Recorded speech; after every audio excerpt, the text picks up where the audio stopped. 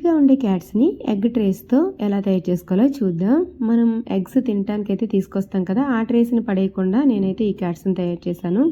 Summer హాలిడేస్లో చిన్నపిల్లలకి ఈ యాక్టివిటీ ఇస్తే కనుక వాళ్ళు చాలా హ్యాపీగా ఫీల్ అవుతారు.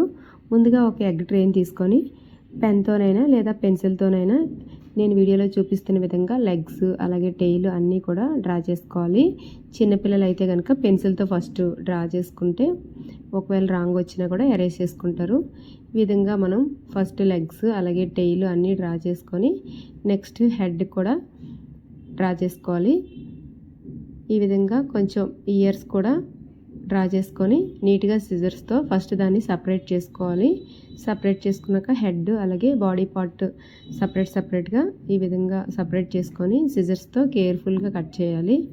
ముందుగా అవుట్ సైడ్ ఎక్స్ట్రా పార్ట్స్ అన్నీ కట్ చేసేసుకొని అప్పుడు మనం లెగ్స్ అలాగే ఇయర్స్ అన్నీ కూడా షేప్స్ని నీట్గా కట్ చేసుకుంటే మనకి నీట్గా టెయిల్ అన్నీ కూడా నీట్గా వస్తాయి. చూడండి, మనకి క్యాట్ పార్ట్స్ అయితే రెడీ అయిపోయి ఈ విధంగా మీకు నచ్చిన అన్ని క్యాట్స్ అయితే తయారు చేసుకోవచ్చు.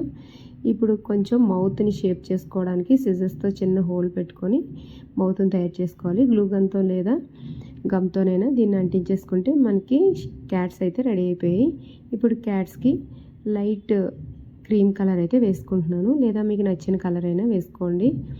వాటర్ కలర్స్తోనైనా పెయింట్ చేసుకోవచ్చు, లేదా యాక్రిలిక్ కలర్స్ ఉన్నా కూడా వేసుకోవచ్చు. యాక్రిలిక్ కలర్స్ అయితే వాటర్ ప్రూఫ్గా ఉంటాయి, షైనీగా కూడా ఉంటాయి అన్నమాట. బేస్ కోట్ వేసేసుకున్నాక అది డ్రై అయ్యేంత వరకు ఒక 5 minutes పక్కన ఉంచేసుకొని ఇయర్స్ని హైలైట్ చేసుకోవాలి, ఫేస్ బాగా నీట్గా కనిపించేలాగా. ఈ విధంగా దీనికైతే నేను లైట్ పింకిష్ కలర్ అయితే వేసుకుంటున్నాను, లేదా మీకు నచ్చిన కలర్ అయినా వేసుకోవచ్చు. ఈ విధంగా ఇయర్స్ అయిపోయాక 0 సైజు బ్రష్తో నోస్ అలాగే మౌత్ని కూడా డ్రా చేసుకోవాలి.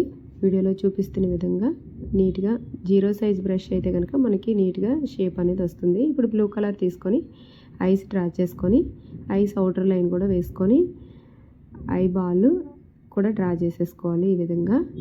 ఇప్పుడు క్యాట్ పాన్ కూడా హైలైట్ చేయడానికి బ్లాక్ కలర్తో చేసుకుంటున్నాను, అలాగే ఇయర్స్ని కూడా వైట్ కలర్తో హైలైట్ చేసుకుంటున్నాను. పేపర్తో మనం ఈ విధంగా చిన్న చిన్న మీసాల్లా తయారు చేసుకొని గ్లూతో స్టిక్ చేసేసుకుంటే మనకి ఎంతో క్యూట్గా ఉండే క్యాట్స్ అయితే రెడీ అయిపోతాయి. ఈ క్యాట్స్తో చిన్నపిల్లలు ఆడుకోవడానికి బాగుంటాయి, అలాగే ఇంట్లో డెకరేట్ చేసుకోవడానికి కూడా చాలా అందంగా ఉంటాయి. ఎలిఫెంట్స్ని కొబ్బరి చిప్పలతో ఎలా తయారు చేసుకోవాలో వీడియో కూడా ఉంది, తప్పకుండా చూడండి. వీడియో నచ్చితే కనుక ఛానల్ని సబ్స్క్రైబ్ చేసుకొని షేర్ చేయడం మర్చిపోకండి. Please subscribe.